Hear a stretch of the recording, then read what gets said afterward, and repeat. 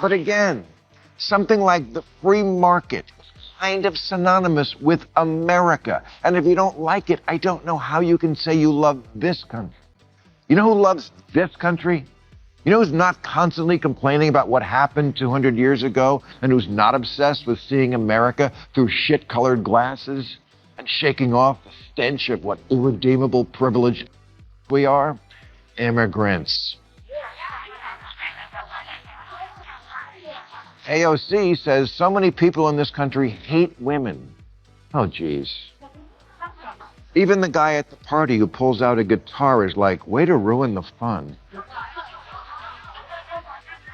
Bill Maher once again called out the far-left people who always talk badly about America, while praising countries that are actually way worse.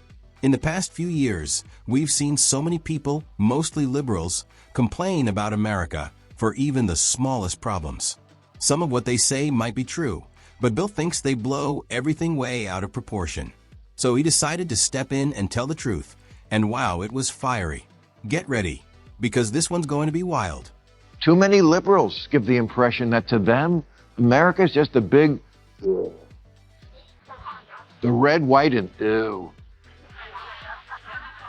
Country that started out bad and will always be bad, founded on an unrelenting history of sucking and unable to change. But we have changed a lot. Democrat Cori Bush tweeted, "This land is stolen land and black people still aren't free." And this was on the 4th of July. Really? Not that I give a shit about the 4th of July. I've never been a rah-rah guy. But I am a perspective guy. And that's what too much of the left has lost, perspective. You know, sometimes it really makes me sad when the left acts like nothing in America is good. It's like they're always trying to find something wrong, some old mistake, or some unfair thing from the past to keep blaming the country for. They say we live on stolen land. But come on, almost every country in the world was created through fighting or taking over land, even the ones they always praise. They say black Americans aren't really free, but this is the same country that elected a black president not long ago. Sure, America isn't perfect, but it's definitely not as bad as they make it seem. Instead of always tearing it down, maybe it's time to admit that even with its flaws, this country still tries hard to make things better. 72% of black people under 30 are optimistic about their future in America. Way more than white people the same age. And as far as the land goes, yes, I guess we could change the name of Captain America to Captain Stolen Land. But trust me, even that won't make the woke crowd happy. No matter how much people say sorry or try to fix things, it's never enough for them. And seriously, how do they expect us to give the land back? Are we all supposed to just pack our bags and leave America? That's not a plan. That's just crazy talk. This is exactly why so many people are moving away from the far left side. Their ideas keep getting weirder and more impossible to do. You can't make a better country by always punishing people today for mistakes from hundreds of years ago. That doesn't bring people together, it just makes them angry. At some point, we need to stop trying to please people who will never be happy and start doing things that actually make the country better. But honestly, to all the people who start every public event now with one of those land acknowledgements where they say, "I'm standing on land that was stolen from the proud indigenous people of the Chumash tribe," I say either give it back or shut.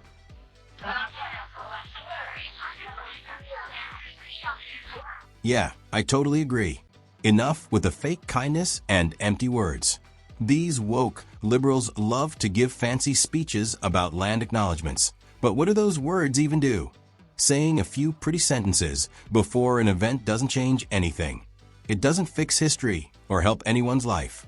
If they really mean it, then why not start by giving up their own houses, land, or college campuses? But of course, that's where their talk stops. They just want to look good without actually doing anything hard. That's exactly what Bill Maher meant. People care more about looking right than doing right. Real activism has turned into a show. America doesn't need more speeches. It needs honest talks and real solutions. Otherwise, all those fancy words mean nothing. AOC says so many people in this country hate women. Oh, geez. Even the guy at the party who pulls out a guitar is like, way to ruin the fun. There's no country on earth that gives women more freedom and rights than America. Women here can go to school, get jobs, speak freely, vote, and even become leaders. These are things millions of women in other countries can only dream about. So when AOC says America doesn't like women just because people didn't vote for Hillary Clinton or Kamala Harris, that's not fair at all. Elections aren't about gender. They're about who can lead best. No one should feel forced to vote for someone just because she's a woman. Kamala Harris didn't give people a strong enough reason to choose her. Supporting women's rights doesn't mean you have to support every female politician. It means judging everyone equally based on how good they are at their job. Congressman Jamal Bowman says capitalism is slavery by another name. No, it's not. It's the thing that has given more people more prosperity and hope than any other system, flawed though it surely is. But exactly. If America was really as bad as some people say, then why are millions of people from other countries trying so hard to come here? Every single day, families sell everything they have just to get a chance at the American dream. People risk their lives, spend all their money, and travel so far just to live in America. Why? Because even with its problems, this country still means hope, freedom, and opportunity. Even people from countries that the left always calls better are standing in line at U.S. embassies hoping for a visa. That says a lot. If America was really terrible, people would be leaving, not coming. The truth is simple. People don't run toward failure. They run toward freedom. And America still shines as the place where that freedom lives. But again, something like the free market is kind of synonymous with America. And if you don't like it, I don't know how you can say you love this country. You know who loves this country? You know who's not constantly complaining about what happened 200 years ago and who's not obsessed with seeing America through shit-colored glasses and shaking off the stench of what irredeemable privilege we are? Immigrants. Yeah, honestly, the Democrats' habit of always criticizing America isn't helping them at all. You can't win people's hearts by telling them their country is awful. If they really want voters to trust them, they need to start seeing the good things about America too. The country isn't perfect, but it's still full of chances and hope. The Republicans get this message. That's why their Make America Great Again slogan works so well. It's about pride, not guilt. It's about hope, not shame. Instead of tearing the country down to sound more moral, the Democrats could learn something from that. People want to feel proud of their country again. They want hope, not anger. Until the left understands that loving your country isn't wrong, they'll keep losing to people who actually believe America is worth fighting for. Ask any of them why they came here, and they will tell you the same thing. Ron DeSantis put me on a plane.